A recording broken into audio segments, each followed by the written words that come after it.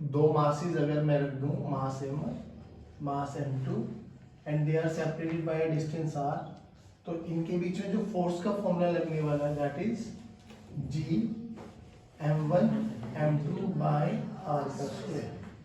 ये नेगेटिव इसलिए क्योंकि फोर्स ऑफ अट्रैक्शन है। सिमिलरली कल मैंने जाते जाते आपको एक बात बोला था कि जैसे यहाँ पर ये वाला चैप्टर पढ़ेंगे आप, 12th में इलेक्ट्रोस्टैट्स होता है, सेम डिटो, बस क्या रिप्लेस कर देना है, माइनस जी को रिप्लेस कर देना है के से, और m1 m2 को रिप्लेस कर देना है q1 q2। आगे समझ में? तो फोर्स का फॉर्मूला देखो क्या बन जाएगा, k q1 q2 bye r square. बस इस वाले फोर्स में और इस वाले फोर्स में क्या फर्क आने वाला है बेटा, जो कि मास के बीच में लगने वाला फोर्स हमेशा अट्रैक्टिव नेचर का रहेगा, चार्जेस में लगने वाला हमेशा अट्रैक्टिव हो इसकी कोई गारंटी नहीं, क्योंकि याद करो similar charges they repel each other and opposite charges they will attract each other, तो वहां पर अट्रैक्शन भी होगा और, लेकिन इस केस में हमेशा ही अट्रैक्शन होने वाला, ठीक है ना। अब देखो कल हमने एक क्वेश्चन दिया था कि अगर हम लोग एक घड़ी पर मासेस रख दें, ठीक है, अब ध्यान से सुनना, बहुत इजी क्वेश्चन है, थोड़ा आप हेल्प करोगे ना जल्दी जल्दी हो जाएगा। हमने बोला ये 12, ये 1, ये 2, ये 3, ये 4, ये 5, ये 6, ये 7, ये 8, ये 9, ये 10, ये 11, ये 12 और यहाँ पर 1 किलोग्राम का मास रखा, ठीक। हमें इस पे फोर्स निकालना है, तो इस पे कितने फोर्सेस लगेंगे, 12। अब 12 वाला देख लो ध्यान से, ये वाला 12 वाला क्या करेगा, इसको अपनी तरफ अट्रैक्ट करेगा, क्योंकि इनके बीच में अट्रैक्शन का फोर्स लगेगा, तो ये इसको अपनी तरफ अट्रैक्ट करेगा। कितना बच्चों, G m बाय इनका रेडियस था 1, तो देखना G12 इंटू 6, नहीं सॉरी G12 इंटू 1 बाय 1 का स्क्वायर, तो 12 G से ये ऊपर की तरफ लगा, सही है। ये बोलो कितना, G1 इंटू 1 बाय 1 का स्क्वायर, तो ये लगा G से, ये लगा 2G, ये लगा 3G, सही करो, 4G 5G 6G 7 8 9 10 एंड 11। अब सुनो ध्यान से, देख ये दोनों फोर्सेस एक ही डायरेक्शन में है, तो हमें इतना तो समझ में आता है वेक्टोरियली ऐड करते हुए कि अगर एक ही लाइन में फोर्सेस लग रहे हैं उनको हम डायरेक्ट ऐड या सबट्रैक्ट कर सकते हैं। प्लीज नाउ इसका एपीडी बना लूं मैं, ऊपर लगा 12, नीचे लगा 6, तो नेट किधर लगा, ऊपर, हाउ मच, 6, आराम से सुनना, 6G, इधर लगा G, इधर लगा 7, इधर नीचे 6G इधर लगा, सही बोलो, परफेक्ट। इधर लग रहा 2G, इधर लग रहा 8G, इधर 6G, इधर लगा 6G, परफेक्ट। इधर लगा 9, इधर लगा 3, 6G इधर लगा। ये लाइन थोड़ा देख के बनाना, ठीक है ना। ये 6 वाली लाइन आ गई, ये 9 वाली लाइन आ गई, और ये 12 वाली लाइन है। अच्छा इधर देखो, ये 11, ये 6, 5, अबे 11 ये 5, ये 11 ये 5, 6 इधर, और ये भी इधर 6। अब ये फोर्सेस लग रही है इसमें, तो इतना तो हमें एक चीज तो समझ में आ जानी चाहिए अब कि सर देखो ये 30, तो ये भी नहीं आए, दो लाइंस के बीच में 30 डिग्री एंगल बनेगा, तो 12 36 360 डिग्री बन जाएगा, तो ये भी 30 सही करो ना, Yes. 30, ये भी 30, ये 30 और ये 30। अब सुनो ध्यान से, हाँ, इसको भी के लिए 2 मिनट के लिए छोड़ दो, क्योंकि अगर मैं इसको x एक्सिस मानूं तो ये मेरी क्या हो जाएगी, तो मुझे क्या करना है, x और y वाले को तो छोड़ दो, बाकी जो इनके बीच में लग रहा है उनको वो कर दो ना। अब ये देखो, इस x से ये एंगल कितना बन रहा है, 60, तो इस 6G का ये component 6G cos 30, 6G cos 30, और ऊपर देखो 6G sin 30, 60 आएगा ना, है ना? हाँ, तो ये अच्छा, इसका देखो, इसके रेस्पेक्ट में एंगल कितना बनेगा 60, तो इसका भी इधर कितना हो जाएगा 6g cos 60, और वर्टिकल कितना आ जाएगा बाबा 6g sin 60। Perfect. Yes sir. अब इधर देखो, इसका ये एंगल बोलो 6g cos 30 और ऊपर 6g sin 30। इसका बोलो 6g cos 30 and 6g sin 30। कौन सा दूर पे? अब देखो तुम्हें एक चीज समझ में आ गया होगा, ये 6g sin 60 will cancel out, 6g sin 30 will cancel out। इधर देखो 6g था, इनका डबल और इनका डबल, तो इस डायरेक्शन में लगने वाला फोर्स कितना आ गया बेटा 6g plus 2 6g cos 60 plus 2 6g cos 30, ये तो आ गया एक्स एक्सिस में, और ऊपर देखो 6g, बाकी सब कैंसिल आउट हो गया, तो इधर कितना लग गया 6g, इधर कितना लगा 6g plus 2 6g cos 60 plus 2 6g cos 30। क्या मैं इसका नेट मैग्नीट्यूड निकाल सकता हूँ? क्या मेरे लिए कोई दिक्कत? पक्की बात। Have a look. अभी हमने फोर्स कैलकुलेट करना सीखा है, सेम सीक्वेंस में अब हम फील्ड कैलकुलेट करना सीखेंगे। और ये फील्ड क्या होती है, बड़ा बेसिक सी चीजें बताता हूँ। आप लोगों ने स्पाइडर का वेब देखा होगा जरूर, है ना? अब जब स्पाइडर का वेब देखते हो तो होता क्या है कि मान लो ये स्पाइडर है, इसने अपना एक वेब बनाती है, एक पर्टिकुलर एक रीजन को डिफाइन करती है, ठीक है ना? और इस वेब में ऐसे ऐसे लाइंस लगी रहती है ऐसे, ठीक है ना बाबा? अब सोच के देखो, अगर इसके इस फील्ड में कोई भी इंसेक्ट उड़ता हुआ चला जाए तो क्या स्पाइडर उस पर फोर्स लगा सकती है? अब मैं अगर आपको नॉर्मली बताऊं कि एक स्पाइडर ये रहा हमारे, मतलब एक कोई भी इंसेक्ट, एक ये रहा, एक ये रहा और एक ये रहा, तीनों उड़ते हुए जा रहे हैं इस डायरेक्शन में, तो बोलो तीनों में से कौन से पे फोर्स लगने की, कौन सा फंसने की संभावना है? ये एक स्पाइडर का वेब है, ये तीन इंसेक्ट उड़ते हुए जा रहे हैं, कौन स्पाइडर के जाल में फंस सकता है? जाएगा, ये सेकंड जाएगा, फंस जाएगा, ये सीधा निकल जाएगा और ये भी सीधा निकल जाएगा। क्या स्पाइडर पहले और तीसरे वाले पे फोर्स लगा सकती है? नहीं। क्यों? क्योंकि वो उसके फील्ड से बहुत दूर है। जैसे हर एक स्पाइडर का अपना अपना एक फील्ड होता है, ऐसे हम सभी का, हर एक मास का, हर एक चार्ज का ना अपना अपना एक फील्ड होता है। और ये चीजें आप लोगों ने डे टू डे लाइफ में बहुत ज्यादा एक्सपीरियंस भी किया होगा बाय यूजिंग मैग्नेट।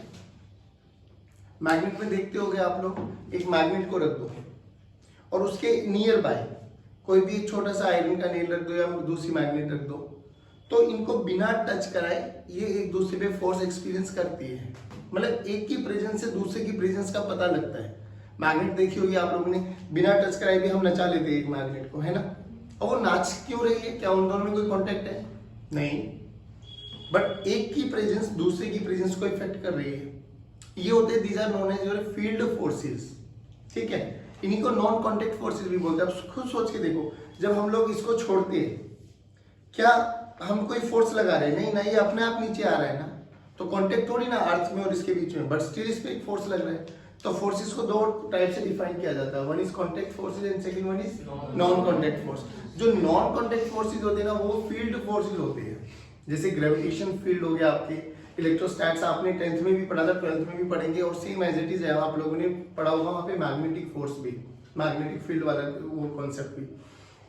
तो ये फील्ड होती है, तो हर एक मास की अपनी अपनी एक फील्ड होती है। अब इधर देखो, जैसे ये इंसेक्ट उड़ते हुए इस फील्ड में एंटर किया, इस फील्ड को बनाया किसने? स्पाइडर ने। तो सोर्स कौन हुआ? स्पाइडर।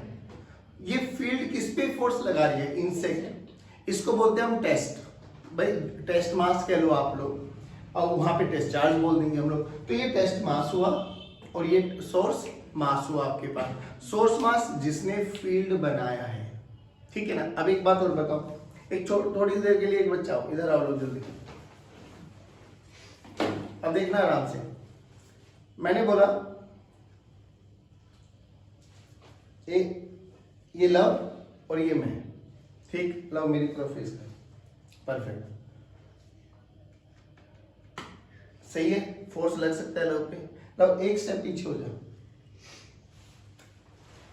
नहीं लगा ना, लव एक स्टेप आगे आ जाओ, थोड़ा सा लगा, क्या ख्याल है? एक चीटिंग है। अभी सुनना, थोड़ा सा और आता है, अभी पहले यहाँ पे देखो, यहाँ पे बताओ क्या सीन है, फोर्स लगेगा नहीं लगेगा? थोड़ा और आ गया, आप बताओ। अरे अब तो थोड़ा और आ गया, आप बोल। नहीं, ये समझ में आ रहे हो कि जैसे जैसे ये मेरे से दूर था, अब ये मेरी फील्ड से बाहर है, मेरे होने ना होने से इस पे कोई फर्क पड़ने वाला, लेकिन जैसे ही एक कदम आ गया है तो मैं समझ में आ गया कि सर की फील्ड में आ चुका है, अब ये इस पे फोर्स लग सकता है। और दूसरे जैसे जैसे वो मेरे पास आता जा रहा था, क्या मैं फोर्स लगाने की क्षमता और बढ़ती जा रही थी, बस। तो फील्ड, ग्रेविटेशनल फील्ड इंटेंसिटी, इसको नाम बोलते हैं, represented by E, represented by E. वहां पर उसी ई का नाम बोलेंगे हम इलेक्ट्रिक फील्ड इंटेंसिटी, जैसा हम लोगों ने 12th में पढ़ते हैं। तो यहाँ पे ग्रेविटेशनल फील्ड इंटेंसिटी, इंटेंसिटी होती है ताकत, कि किसी भी मास की फोर्स लगाने की ताकत कितनी है, क्या वो हर पॉइंट पे अलग अलग है या सेम है? अलग अलग। दूर था तो इंटेंसिटी 0 थी, पास आया तो इंटेंसिटी धीरे धीरे बढ़ती चली गई। सिमिलरली बाबा ऐसे ही हम लोग डिफाइन करते हैं कि ये मेरे पास एक सोर्स मास है, कैपिटल है, ये एक मेरे पास टेस्ट मास है, this is source mass and this is test mass. अब बच्चों, ये टेस्ट मास इतना छोटा माना जाता है कि इसकी प्रेजेंस से इसके फील्ड पर कोई फर्क ना पड़े। क्यों? रीजन समझो भाई, इसका भी तो फील्ड है ना, ये मास है तो इसका भी अपना फील्ड होगा, फील्ड तो इसका भी होना चाहिए फिर, है ना।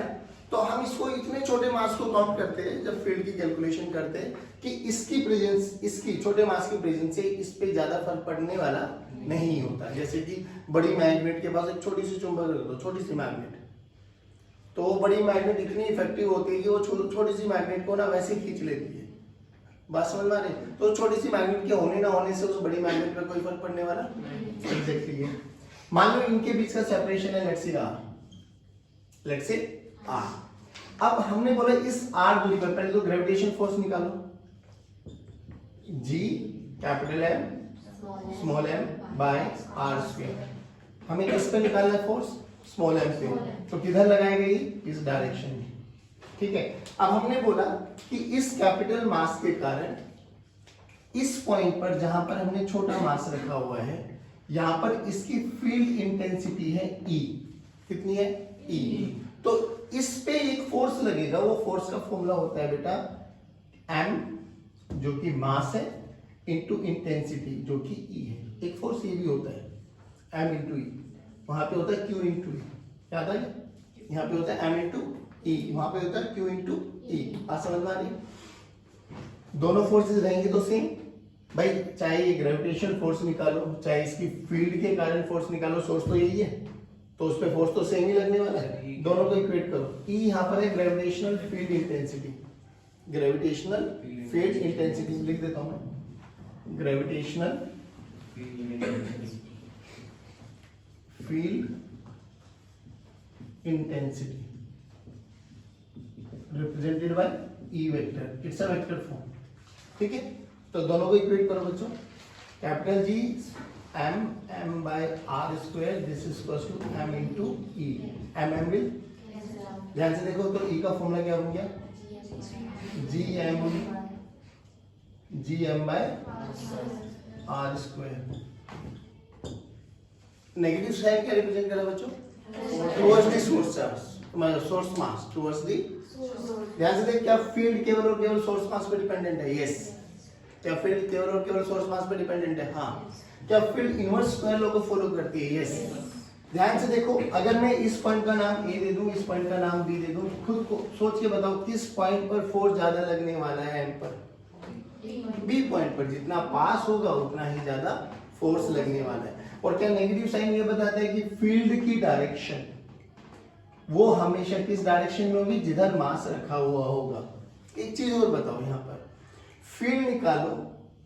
देखो फोर्स का फॉर्मूला, ई का फॉर्मूला क्या बना, ई का फॉर्मूला ये भी बना, force per unit mass, force per unit mass. अरे फोर्स पर यूनिट मास को क्या बोलते हैं हम लोग, फोर्स पर यूनिट मास को क्या बोलते हैं, ऐसा पहले फॉर्मूला पढ़ा है, F by m क्या होता है, एक्सेलरेशन। क्या होता है, क्या होता है, एक्सेलरेशन। तो बेसिकली यहाँ पर जो ग्रेविटेशन फील्ड होती है वो it is nothing but acceleration due to gravity, acceleration due to gravity, acceleration due to gravity, acceleration due to gravity. तो E लिखा जाए तो भी, G लिखा जाए तो भी, दोनों का मतलब सेम होता है, पहली बात तो पॉइंट नंबर 1। अब इधर देखो, जब ये वाला फॉर्मूला हम लोगों ने देखा तो हमें E का फॉर्मूला बताया गया, तो हमें G का भी फॉर्मूला पता लग जाएगा। G का फॉर्मूला क्या है बेटा, minus G M by R square, minus G M by, और ये minus G M by R square हम अर्थ के रेस्पेक्ट में मान के चलते, तो ये मास टू दी अर्थ हो जाएगा, और ये रेडियस मतलब अर्थ के सेंटर से कितनी दूरी पर हम बात करें वो वाला डिस्टेंस हो जाएगा। बात समझ में आ रही है बच्चे? ध्यान से देखो, ग्रेविटेशन G हमेशा अर्थ की तरफ ही लगाते हैं, तो ये नेगेटिव साइन बता रहा है कि ये हमेशा मास की तरफ ही जाने वाला है। बात समझ में आ गया? It is a force of attraction. Okay done. अब इसका फायदा क्या हुआ, रीजन समझ ले, कि जैसे अभी हम लोगों ने दो मासेस के बीच में फोर्स निकाला था, G m1 m2 by r square. अब फोर्स निकालने का एक और तरीका बना, क्या कि अगर मुझे उस पॉइंट पर फील्ड पता लग जाए तो क्या मैं m से मल्टीप्लाई करके फोर्स निकाल सकता हूं? अभी भी तरीका वही है, परेशान मत हो। इन दोनों के बीच का फोर्स कितना था, G m1 m2 by, इसके कारण यहाँ पर E कितना है, जल्दी बोलो, G m by r square into m कर दो, तो वही तो बना, G कैपिटल M छोटा m इंटू r स्क्वायर, नहीं आया फोर्स है ना? तो बस आप याद रखो E की वैल्यू क्या है, force per unit mass, force per unit mass, और फोर्स निकालना भी अभी हम लोगों ने सीखा है।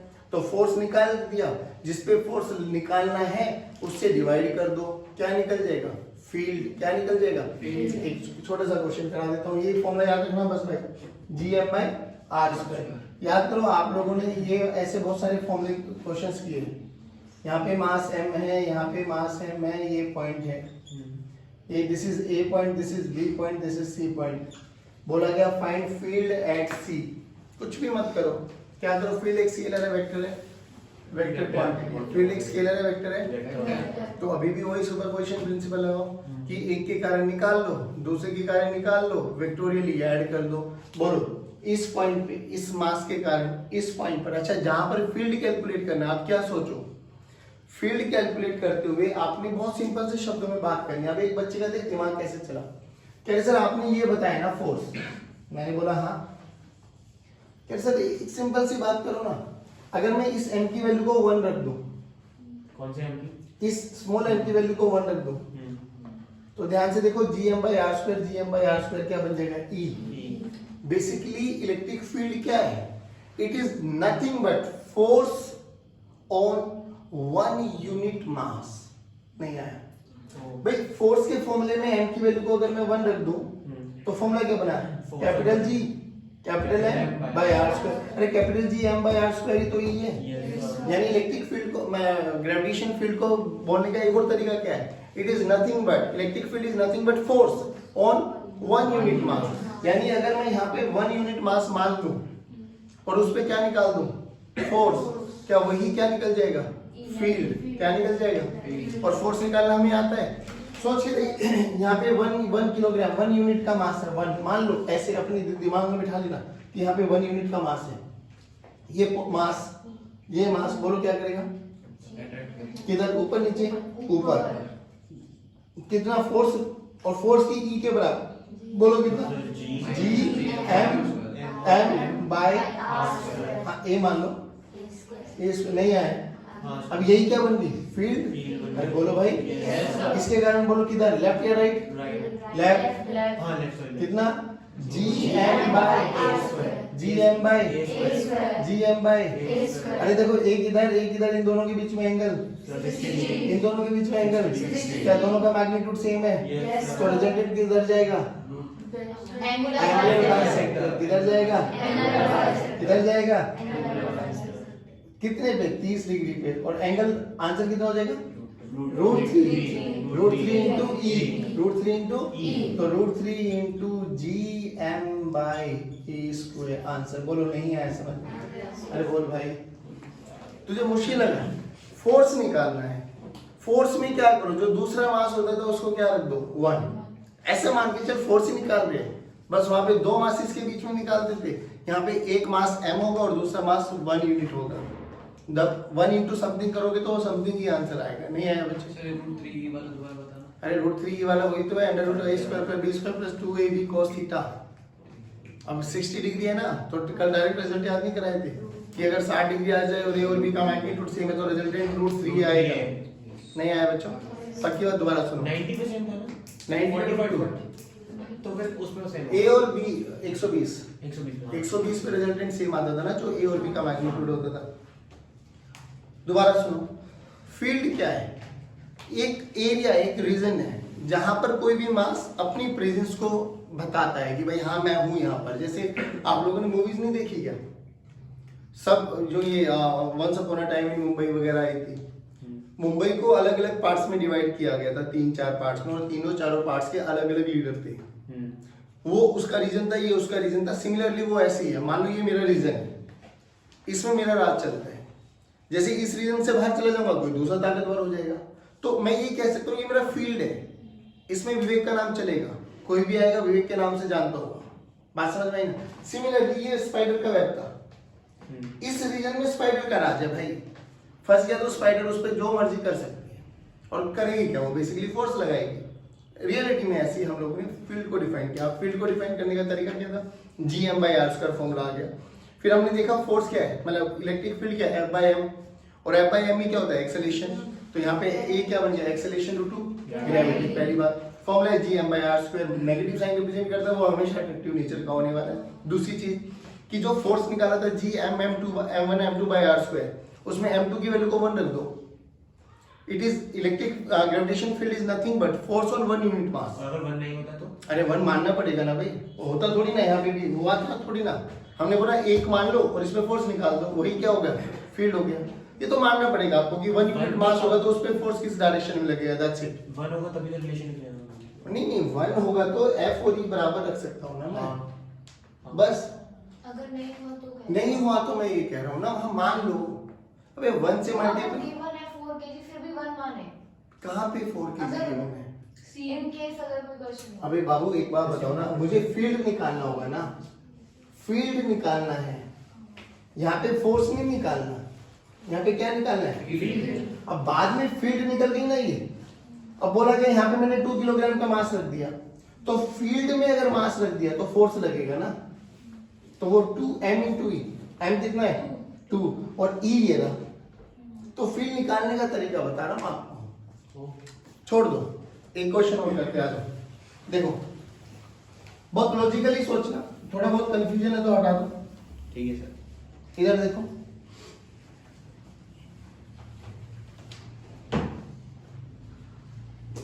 ठीक, ये मास m, ये मास m और ये मास m, और हमसे बोला गया find field at this particular point ना। इस पॉइंट पे फील्ड किस किस के कारण है, ये 3। सिंपल सुनो, ये x, ये भी x, सेंट्रोइड पे रखा है तो तीनों डिस्टेंस बराबर है।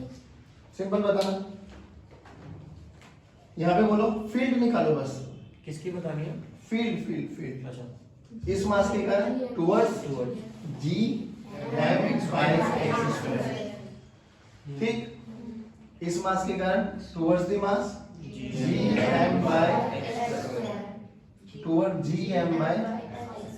सेंटर वाले का क्या मास है? नहीं सेंटर वाले का मास नहीं है कोई, उस पॉइंट पर फील्ड निकालनी है। अच्छा, अगर सेंटर वाले पे मास रख देंगे तो हमें फोर्स कैलकुलेट करना पड़ेगा। इधर फिर से 1 करवाना होगा। पहले ये बताओ, ये समझ में आएगी? हाँ। आप फिर कंफ्यूजन में आ रहे हैं। फील्ड के लिए अलग देगा, फोर्स के लिए अलग देगा। भैया मेरी बात सुनो, हमसे बोला गया find field at this particular point ना, तो वहां पे मास हो इसकी कौन गारंटी लेता है भाई? हमें तो किसी एक पॉइंट पे निकाल दिया, मैं यहाँ निकाला फील्ड, तो इसके सराउंडिंग में देखेंगे ना कितने मासेज है, क्योंकि मास ही तो फील्ड बनाएगा। तो यहाँ पे कितने मासेज है, 3, निकाल दिया। अब इस जहां फील्ड निकाली है बोला गया यहाँ पे 5 किलोग्राम का मास रख दिया, तो फोर्स भी निकल जाएगा। फील्ड निकाल चुकी है यानी ई हमें पता है और एम से क्या कर दो मल्टीप्लाई। नहीं आया। अब मैंने आपको इन दोनों इक्वेशंस में सिमिलरिटी बनाने की कोशिश की थी। ये देखो सर Gm/r², Gm/r², यहाँ पे एक मास एक्स्ट्रा है ना, मास को हटा दो। तो बोला गया कि अगर मैं m को 1 मान लूं, 1 यूनिट मान लूं, मैं मान लूं तो फोर्स ही फील्ड के बराबर है ना। ये चीज समझाया था कि जिस भी पॉइंट पर आपको फील्ड कैलकुलेट करना है, दीज आर सम स्टेप्स जो आपको याद रखने हैं। जिस भी पॉइंट पर यहाँ पे आपको क्या निकालना है फील्ड, वहां पर 1 यूनिट मास अपने आप से मान ले कि अगर 1 यूनिट का मास होता तो उस पे फोर्स किधर लग रहा होता, कितना लग रहा होता। जो फोर्स निकलेगा वही क्या हो जाएगा फील्ड। क्या हो जाएगा दोबारा सुनो, फील्ड निकालने का तरीका क्या है, जिस भी पॉइंट पर फील्ड कैलकुलेट करना है उस पॉइंट पर 1 यूनिट मास मान लो। नहीं तो इससे भी निकालोगे तो you will get the answer, कोई ऐसा लोड नहीं है। इससे भी आंसर आ रहा है, आया। वो छोटा सा तरीका क्यों बोला, क्योंकि जस्ट अभी भी हमने फोर्स निकालने सीखे और फोर्स निकालने में क्या होते थे, 2 मासेज होते थे। हमें पता है एक मास दूसरे पे फोर्स लगाएगा अपनी तरफ, तो ये मास अगर यहाँ पे 1 होता तो ये मास इसको अपनी तरफ खींचता। अभी नहीं भी खींचे तो हमें पता है फील्ड की डायरेक्शन टुवर्ड्स द मास होती है। तो दोनों ही सेम है, बिल्कुल एक दूसरे को पैरेलल है। जैसे तुझे याद रखना वैसे रख ले। अब याद करो, ऊपर ही, इधर भी ई, इधर भी ई। बोलो रिजल्टेंट। नीचे ई, किन दोनों का, इन दोनों का ई नीचे, क्या एक दूसरे को कैंसिल आउट कर देंगे? तो नेट इलेक्ट्रिक फील्ड बताओ 0। अब यहाँ पे कोई भी मास रख दो तो 0 इंटू समथिंग, याद ही तो कर, कल सेंट्रोइड पे फोर्स भी तो 0 आया था। अरे कल सेंट्रोइड पे यहाँ पे मास रखा था ना, बट क्या 0 था? फील्ड। क्या 0 था? तो फील्ड इंटू मास करा था तो क्या आ गया? फोर्स। फील्ड इंटू मास किया तो क्या आ गया? नहीं आया समझ में? पक्की बात? श्योर? एक और करके दिखाओ सर। फोर्स निकाल के मास से डिवाइड कर दो तब ये है। बिल्कुल सेम है भाई, बिल्कुल सेम। कैसे भी पकड़, कान को पकड़ना है, ऐसे पकड़ या ऐसे पकड़, घुमा के, है ना, तरीका वही है। फोर्स निकाल लो, जिस पे फोर्स निकालना है उसको F/m कर दो तो भी फील्ड आ गया। उस जिस पॉइंट पे जिस पे निकालना है वहां पे पॉइंट 1 मान लो तो भी निकालो, नहीं तो फील्ड का फॉर्मूला डायरेक्ट आता है। सिंपल। इधर देखो, ये मास m हेक्सागन है बेटा, ये सिमेट्री है, ठीक है। ये दूरी है सेंटर से भी, बोलो सेंटर पे फील्ड, सेंटर पे फील्ड निकालो। Find field at centre, find field at centre. Answer बोलो। ये 0 आ गया, क्यों? क्योंकि देखो इस मास के कारण फील्ड ऊपर की तरफ होगी, इसके कारण नीचे कैंसिल आउट। ये इधर ऊपर लेगा, ये इधर कैंसिल आउट, ये इधर कैंसिल आउट। ओके गाइस, इसी में थोड़ा सा मॉडिफाई करते हैं। अब एक मास को हटा दिया, अब एक मास को, एक एंड के मास को हटा दिया गया है। Now find out field at the centre.